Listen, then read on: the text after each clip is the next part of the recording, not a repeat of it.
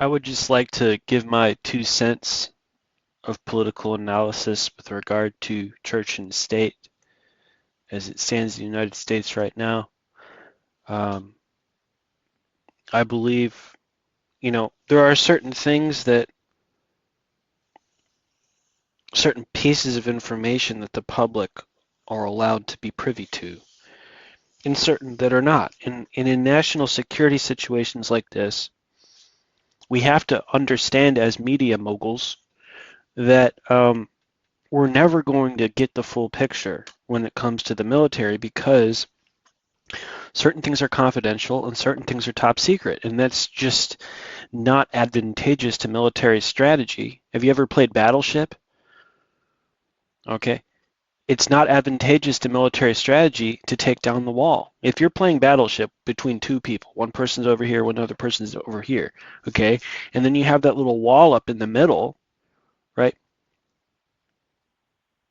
You can't let the enemy side see what you're planning and strategizing. And so if the military is strategizing, has a strategy, all right, they're not going to announce everything to the media because that would give away the strategy to the other side. I'm sure that Trump's administration has a strategy for how to deal with um, Antifa, Black Lives Matter, the DSA, Bernie Sanders, Waltz, and all these communist characters that are in the Democratic Party right now. And I'm sure they have a strategy, and they're going to move very aggressively on it once the strategy um, comes into full picture. It seems to be that it's sort of taking shape and hasn't quite taken shape yet. I heard a recent news story where Pam Bondi said that things are very fluid right now, which implies that the government's strategy, FBI included, all those guys working together, is kind of like it hasn't quite been crystallized yet. They have an idea of how they're going to deal with the problem, but it hasn't quite crystallized into a solid, confirmed strategy. So I think that's what's making a lot of political pundits sort of anxious. When they see these rioters and stuff, and we don't see swift action to annihilate the roach nest, it's enough to make pull your hair out. But I think that God has our country under control, but at the same time, we shouldn't be Calvinistic about it.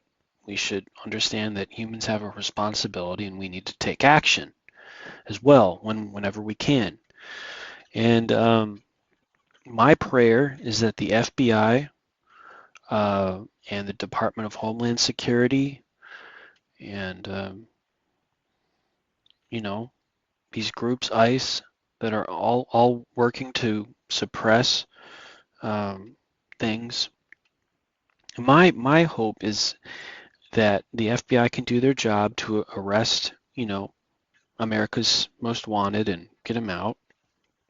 But I have a very strong feeling that the Democratic Party, that the Democratic Socialists of America, the DSA, Antifa, Black Lives Matter, and other related communist front groups, this should be the number one thing. And I'm hoping and I'm praying that Pam Bondi or other people in the administration will move swiftly on these groups and not allow them to do what they want to do. And also that they should lawyer up and really search constitutional law and really see what they can do to arrest these people for treason, because I'm sort of under the impression that there's sort of a defeatism setting in among Republicans that, well, we have a democratic system and, it's all based on votes and whatever's the most popular opinion wins. No, it shouldn't be left to that. It shouldn't be left to whatever the most popular opinion wins. Let the most popular person win. It should be left to the law. It should be left to law, so federal and constitutional law. And And if people are breaking the law, they need to be arrested and punished according to the law. And so that's what my prayer is. I don't care what party they are part of. If they are clearly guilty of treason against the United States, they need to be arrested as criminals and punished as criminals. It doesn't matter what party they are a part of. And the evidence is overwhelming at this point. And I'm not even a political pundit. I'm just a YouTuber with a theology background and a husband and a father.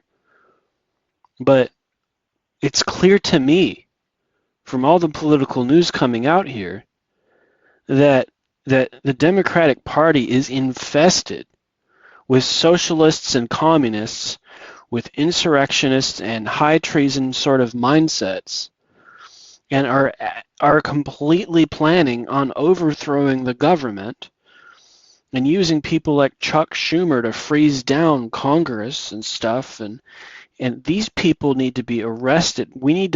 Republicans surrounding Trump need to lawyer up and get some constitutional lawyers about them and see what they can do to arrest these people, because what they're doing is subversive. It's communistic. They're trying to overthrow the traditional bipartisan system of government that we've been used to. And it's no coincidence to me that this is happening on the 250th anniversary of the United States of America.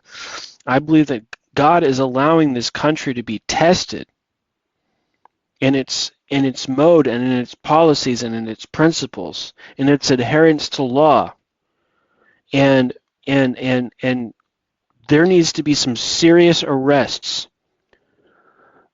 of people of capital and federal level crimes with serious penalties for treason. We can't just think about America's Most Wanted and arresting pedophiles, murderers, and rapists. This is a far more serious scenario where we have subversive people coming out of the woodwork and telling the world, we want to overthrow the government.